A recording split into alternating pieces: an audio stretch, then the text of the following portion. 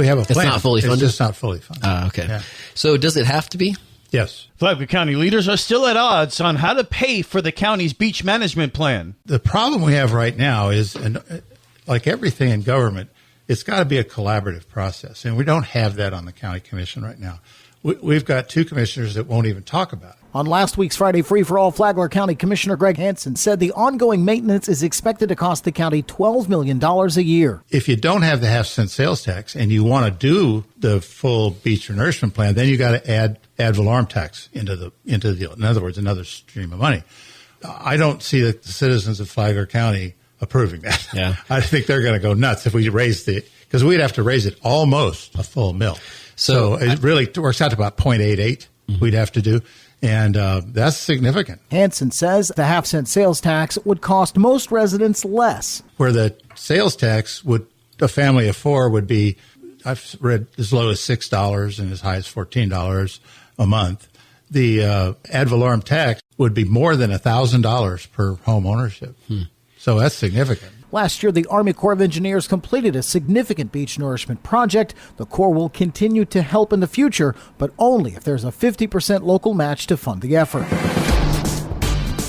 Good morning, Flagler County. I'm Rich Carroll. You're listening to Flagler's Morning News on Thursday, June 26th. Lane closures are now underway on Seminole Woods Parkway between Utah Place and Pinnacle Drive as part of construction tied to the Epic Church project. Expect one lane in each direction through July 21st with traffic control in place. No detours are needed. In other news, Flagler Sheriff's Master Deputy Nick Champion has been named the 2025 National Explorer Post Advisor of the Year. Champion leads Post 410 and serves as an FPC school resource deputy. Under his leadership, the Explorers have won dozens of awards and received major training grants. And finally, 56-year-old Thomas Frizzetto of Palm Coast was arrested for forging checks and stealing over $9,000 from his late mother's estate. Deputies say he began the thefts just days before and after her passing. This local news is a service of Flagler County's Toyota dealer, Beaver Toyota US 1 St. Augustine, here to wow you.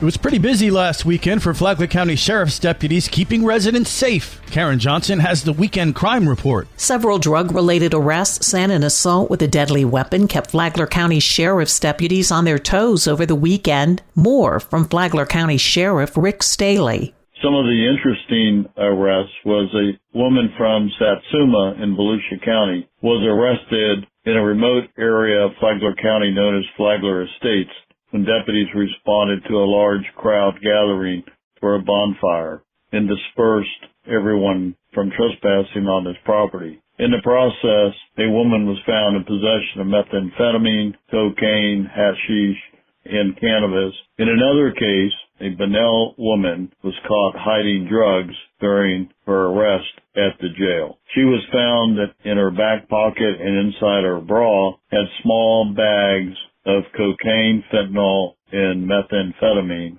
ready to sell. In all, the Flagler County Sheriff's Office deputies made 13 arrests this past weekend, handled 825 calls for service, and made 159 traffic stops. For Flagler's Local Morning News, I'm Karen Johnson.